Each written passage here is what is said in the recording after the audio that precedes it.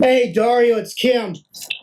You know, I kind of expressed to you that I was a little concerned, even though you said don't be.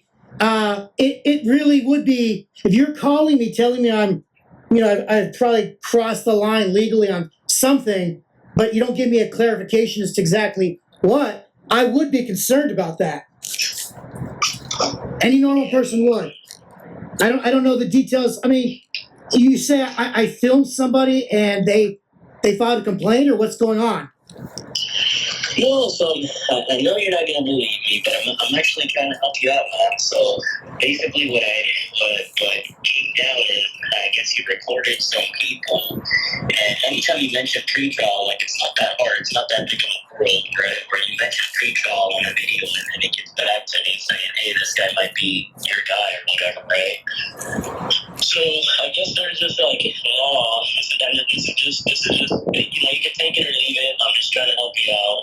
I guess there's just like California law about filming people where you need their consent, and some of the videos that you recorded, I'm assuming you recorded because it looks like they're going to uploaded by you, but like you were recording attorneys and all that stuff, and that was me just trying to help you out. And like, hey man, like, you gotta look into that stuff before you record it and upload people, because I'm pretty sure there's a they told me there was a policy about recording people and uploading it without the consent. I'm just trying to help you out so that you don't get any complaints by any of your their attorneys or whatever, and then end up getting into some kind of legal trouble. That's just me trying to help you out, and that was the extent. That was it. Who brought that up? Who complained?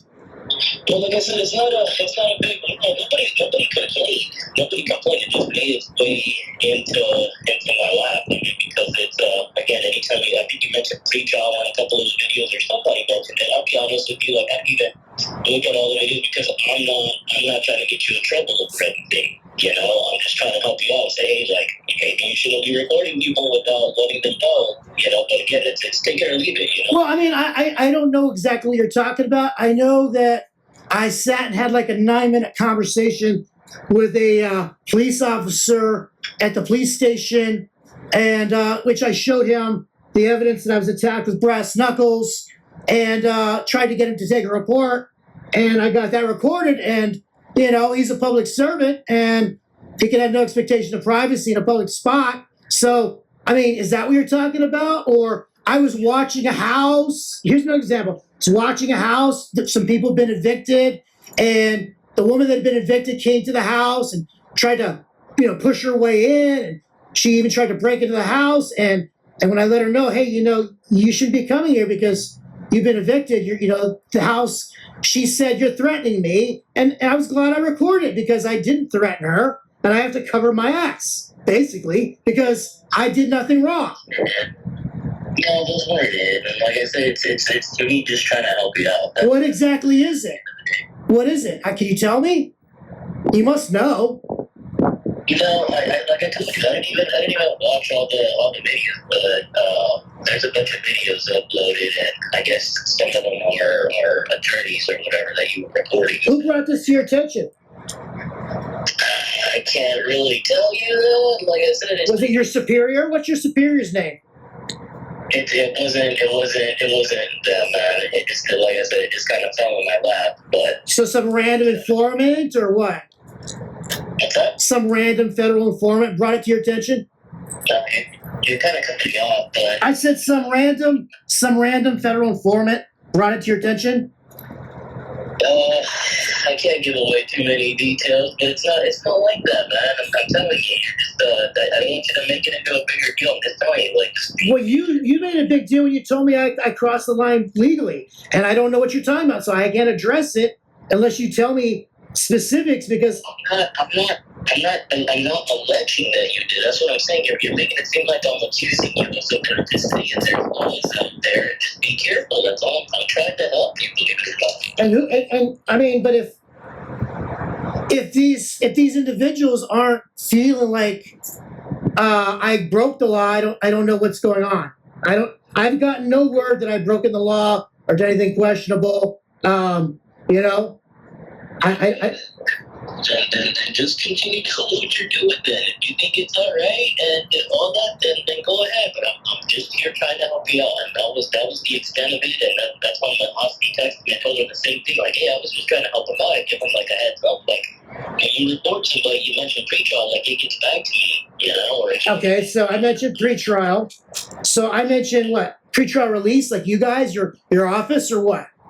yeah, and that's how it gets back to us. And like I said, I'm not out there looking for videos and all that stuff. I don't care. You know, I really don't care. I'm just telling you that it got back to me, and I was trying to give you a heads up. Was a report generated in regard to this?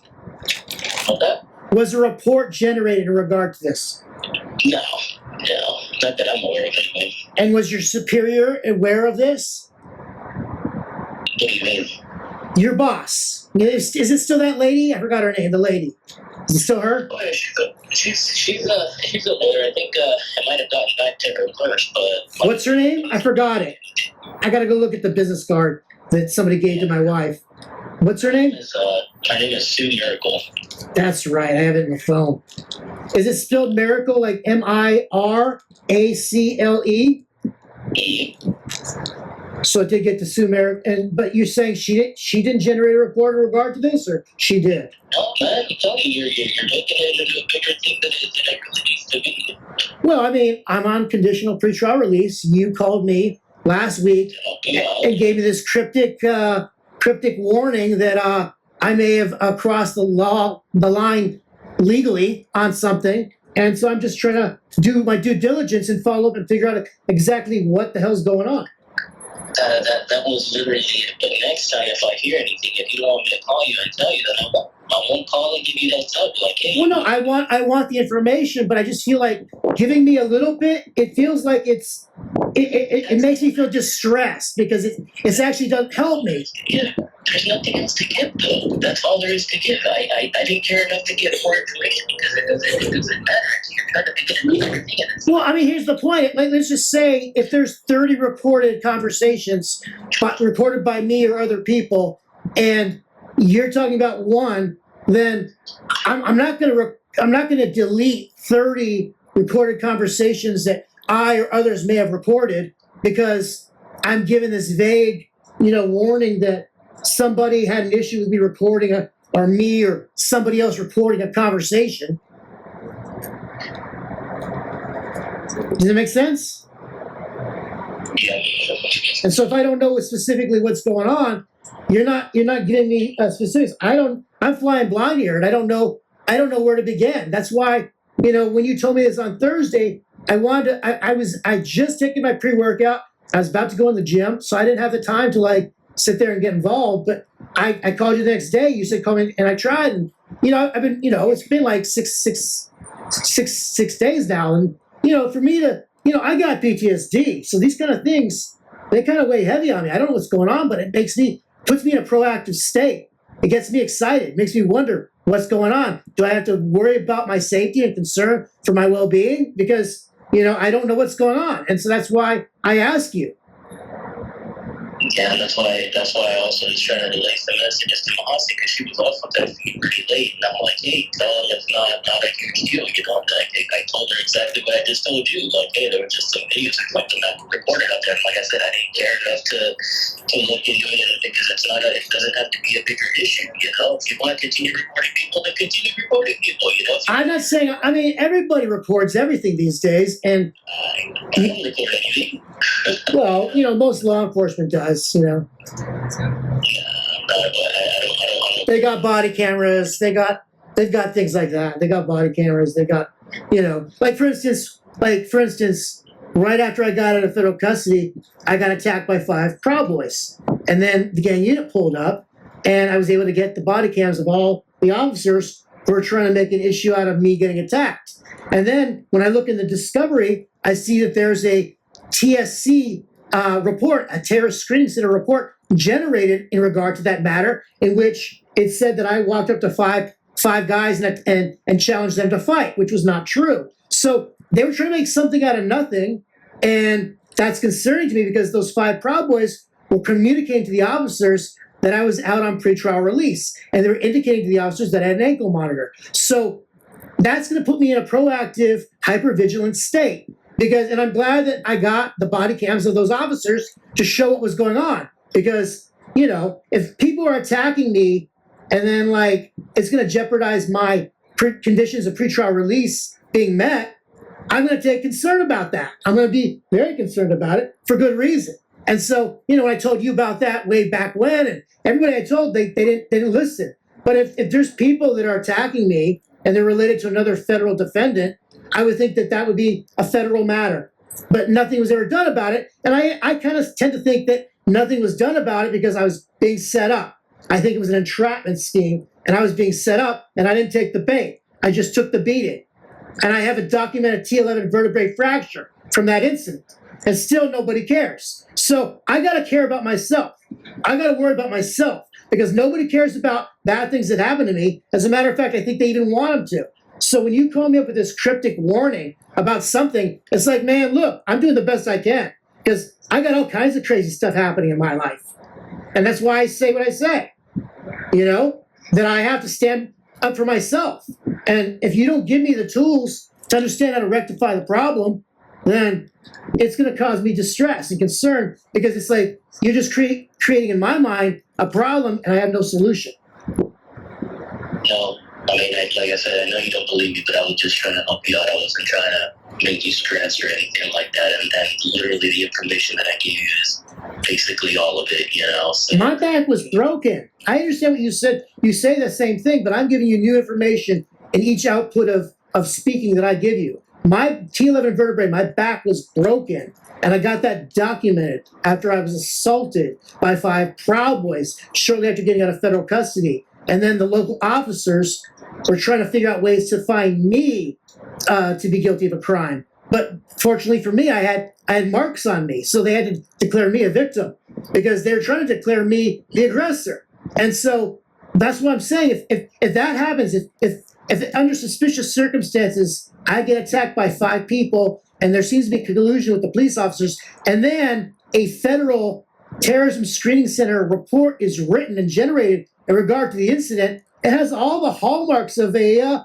setup. And so, you know, who knows what's going to happen with the next administration, but maybe these things are going to be investigated. So I would caution people to be accountable because you know what? You never know what the future holds. You know, the script could completely flip. And the people that were considered the good guys may be considered the bad guys. And then the people that are considered the bad guys, such as me, having to wear an ankle monitor for nearly 3.5 years, I'm even considered the good guy. You never know what the future holds. God willing, the truth will prevail. But I'm just letting you know that, like, I've endured a lot. And I've been making you aware of that. And so when you only make me partially aware of some situation, it causes me concern. Yeah, Joe, I know you've been through a lot, and I hope that all this gets resolved rather quickly here in the near future. All right, well, if you don't have anything more to give me about, like, you say attorney or specifically attorney then? Attorney had an issue or no? No, not that I'm aware of. Honestly, like I said, it's just information that came across my desk, and that was it. I'm like, oh, hey, I'm gonna call them up and just give them a heads up, and that was it. Yeah, my head's been up and my head's been on swivel, so it's not like you're gonna tell me anything I don't know. You know, everybody's doing the best they can with what they know, and I know a lot, and I've seen a lot, and so I'm just doing the best I can because in the end, I'm accountable for me. You know, and so I do the best I can. Just go. Like I don't play like that with my people, my clients. Like if something is up, like if you're in violation, I'll even tell you. You know, I'm gonna tell you straight. Like, hey, this is weird today. You tested positive for drugs, right? Like I don't do drugs. But I get a lot of. I know, and I'm saying that's the compliment I give to a lot of my clients. I don't be a pain in the bush or anything like that. So I'm telling you, it's just information that I want to relay to you, and I'm not alleging that you're in trouble or anything like that. Well, you told Officer Choi that me mentioning a 26-year-old Marine veteran at the house, you felt it was a threat. It caused me concern because I was like, where does this come from? It didn't make sense to me, you know? I mean, like, I know that the government has been trying to put veterans on domestic terrorist watch lists. And I know a terrorist screening center report was generated on me when I got attacked by 5 gang members. So these are the kind of things I have to think about. But that's not either. That was like 3 years ago or something, 2.5 years ago. I don't want to bring up all that stuff, but that was because he said something about and this is just me going off of vague memory, but saying something that he wouldn't be happy with people coming around or whatever. So No. they knelt to join and say, hey, he said that they're gonna run on that to be too happy. I didn't say that. I said the household members would be feeling uncomfortable if they see federal officers mistreating me. It'd make them feel not like they'd want you there. It'd make them uncomfortable, and it'd make them so they wouldn't want me there either. That's what I was trying to convey to you, was how my housing stability was being jeopardized if the people that are being so kind as to let me have a place to stay start seeing things that cause them concern. And so I was trying to convey to you that I was going to lose a place to stay, which inevitably happened. And then I had to start sleeping in my vehicle. And I was just giving you a heads up, like, hey, this is going to cause me difficulty and problems. If they see this happening, they're going to be concerned. They're going to think you're going to do it to them too. And that's what I was trying to convey. And, it's clearly reflected by, the conversation. But, that's why I'm concerned. You got to understand, I've been through a lot, and that concerned me too. So that's why I take this proactive stance. I want to find out what's going on. And I want to directly, deal with it. Because when Choi called me, your partner called me and tried to say that to me, I said, what are you talking about? I had no idea where that came from. So that could have been a miscommunication then, just on our part. But like I said, it was 2.5 years ago. I'm not trying to, like I said, I'm not trying to allege anything that you're doing any wrongdoing or anything. This is just me trying to share some information with you. And hopefully you didn't take it the wrong way. Well, I'm going to take everything the wrong way because my life's been going the wrong way. It's like, it's been very hard.